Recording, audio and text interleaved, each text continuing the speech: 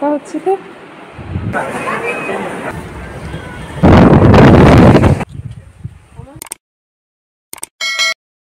সব সম্পর্কের মধ্যে বন্ধুত্ব একটি বিরল জিনিস। মানে সে কিছু যে কোনো সম্পর্কের মধ্যে বন্ধুত্ব না থাকলে, ভালোবাসা না থাকলে, সম্মান না থাকলে সেখানে কোনো কাজ কোনো কিছুই করা সম্ভব নয় বা সেটা টিকিয়ে রাখাও সম্ভব নয়। তো বন্ধুত্ব এমন জিনিস যেখানে তুমি বাবা মা বলো, ভাই বোন বলো, ভাই ভাই বলো বা বন্ধু বন্ধু বলো, সেখানে বন্ধুত্ব অবশ্যই প্রয়োজন। আর আজকের আমরা চললাম এমনই এক বন্ধুত্বের খোঁজে, মানে আমার হাজব্যান্ডের ছোটোবেলার বন্ধু তার বাড়িতে। তারাও এসছিলেন আমাদের বাড়িতে, তো খুবই শর্ট টাইমের জন্য। তো নেক্সট টাইমে ইচ্ছা আছে একটু হাতের সময় নিয়ে বেশি করেই তাদেরকে রাখা বা তাদেরকে আসতে বলার জন্য। তো এই আমরা বিকেলের দিকে ট্রেন ধরবো, ক্যানিং থেকে ট্রেন ধরে যাব হাবড়া। তো এই তো সব রেডি হয়ে স্টেডি হয়ে তালা দিয়ে সব কিছু দিয়ে বেরিয়ে পড়লাম। বেশি কিছু লাগেজ করিনি, তাও নাই করে ভালোই লাগেজ হয়ে গেছে। সবাইকে জানাই নতুন একটি ভ্লগে স্বাগত। সবাই কেমন আছেন? আর আমার এই ভ্লগটা আজকে দেখতে থাকুন, সারা ভ্লগ জুড়ে থাকুন, আশা করছি আপনাদের ভালো লাগবে। একটু অন্য ধরনের ভ্লগ হতে চলেছে।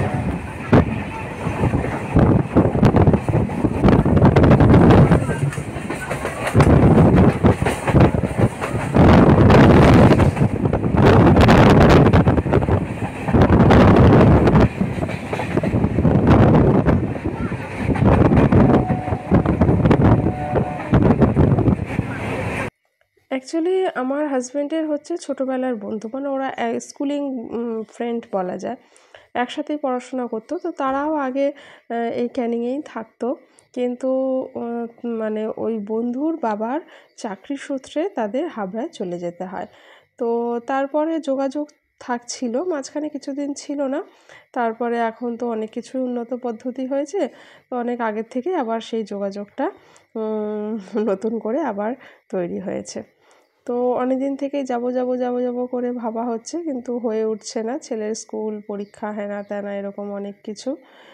তো সেই জন্য এবারে ঠিক হলো যে না, একটু ঘুরেই আসি। আর এমনিও তো জায়গাটা দেখা হয়নি সেরকমভাবে।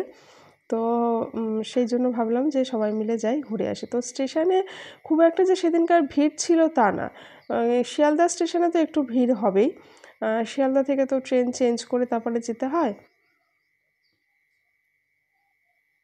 মানে আমরা মোটামুটি ফাঁকা ট্রেনই পেয়েছি, এদিক থেকেও ফাঁকা পেয়েছি, ওদিকে থেকেও ফাঁকা পেয়েছি। তা দুতরফাই ফাঁকা ট্রেনেই গেছি সাধারণত, খুব একটা অসুবিধা হয়নি। আর এই ট্রেনের টাইম টেবিল আমরা দেখে নিলাম, নিয়ে সেই বুঝে ট্রেনে উঠে পড়লাম। আর তারপরে তো আস্তে আস্তে পৌঁছেও গেলাম। চলে এসেছি বন্ধুর বাড়িতে। আর এসে তো আমরা একটু টিফিন করলাম, একটু ওই স্ন্যাক্স জাতীয় একটু খাবার খেলাম, টিফিন করলাম, করে একটুখানি গল্প গাছা করছিলাম সবাই মিলে। এই যে, তো এই ঘরটাতে আমরা আছি, সবাই মিলে একটু গল্প গাছা করছিলাম। একটু রাত হয়ে এসছে এখন, এবার রাতের খাওয়া দাওয়া হবে। আর ছেলেরা ওদিকে খেলা করছে, আর হাজব্যান্ডরা সব গল্প করছে, আমরা বউরা গল্প করছিলাম, সবাই একসাথেও গল্প করছিলাম। আর মাসিমা আছেন, উনিও এসেছিলেন, গল্প করছিলেন। এবারে তাই ফাঁকে একটু ভাবলাম আপনাদেরকে একটুখানি খবরটা দিই। আর গল্পের মধ্যে আর ভিডিও অন করা হয়নি। তো আর ছেলেরা হচ্ছে নিজেরা খেলছে, সেটা দেখাচ্ছে। আর এদিকে এই যে বৌদি এদিকে রান্নাবান্নার জোগাড় যন্ত্র করছে, আর দুই বন্ধুতে মিলে এখানে ড্রয়িং করছে। এই যে এবার এই বন্ধুটি, মানে আমার ছেলের বন্ধুটি একটু লাজুক। তো ও হচ্ছে ধ্রুব। তো ও এত লজ্জা পাচ্ছে, যেই দেখেছে আমি ভিডিও করছি, ও ছুটে অমনি পালিয়ে গেছে। তো খুব লজ্জা পাচ্ছে, বাচ্চা মানুষ তো। এই যে এখানে বসে বসে ও দিয়ে খেলা করছে, আর এই যে আমি ভিডিও করছি।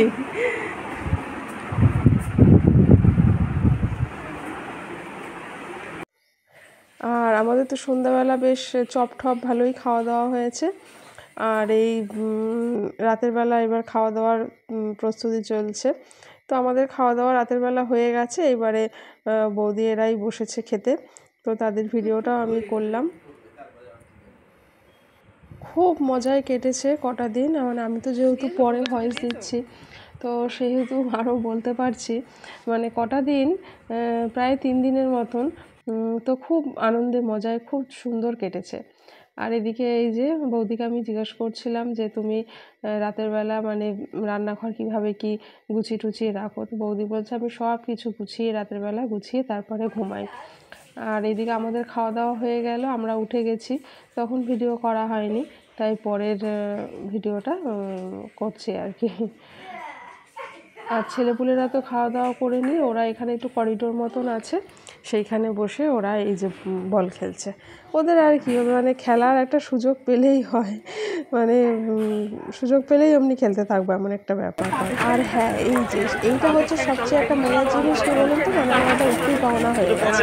হাবড়াতে শনিবার আর মঙ্গলবার করে হাট বসে, যেমন হাওড়ার মঙ্গলা হাট বসে সেরকম এখানেও একটা হাট বসে। তো এইখান থেকে বিভিন্ন জায়গায়, কলকাতায় বিভিন্ন জায়গায় সব মাল সাপ্লাই হয় এখান থেকে।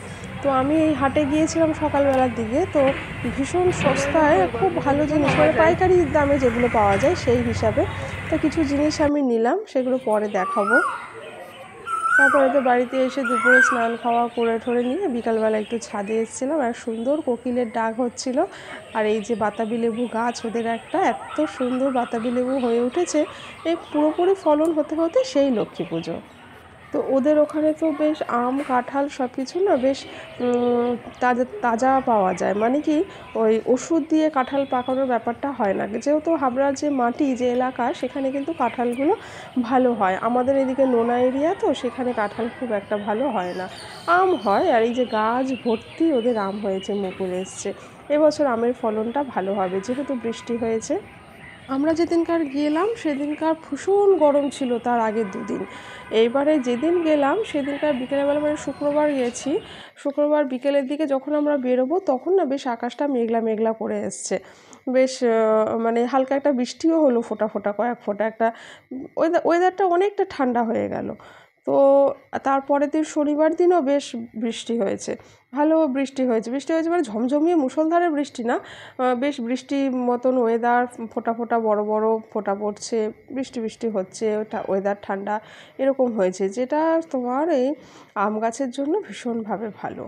আর এটা হচ্ছে পরের দিনের সকালবেলা,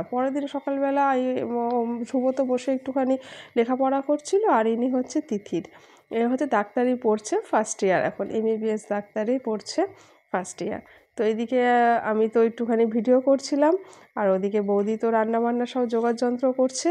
আর এই দিনই আমাদের ফিরে আসার দিন, আর তার মাঝখানে একটা দিন আমরা গিয়েছিলাম লোকনাথ ধামে, তো সেটা নেক্সট ভিডিওতে দেব। আজকের ভিডিও এখানেই এন্ড করছি, সবাই ভালো থাকবেন, সুস্থ থাকবেন, আবারও দেখা হবে নেক্সট ভিডিওতে। আর আমার ভিডিওতে লাইক, শেয়ার অ্যান্ড সাবস্ক্রাইব করে প্লিজ আমার পাশে থাকবেন, এই কঠিন জার্নিতে এগিয়ে যেতে আমাকে একটু সাহায্য করুন। আর হ্যাঁ, ভিডিওগুলো একটু শেয়ার করতে পারেন, তাতে একটু সুবিধা হবে।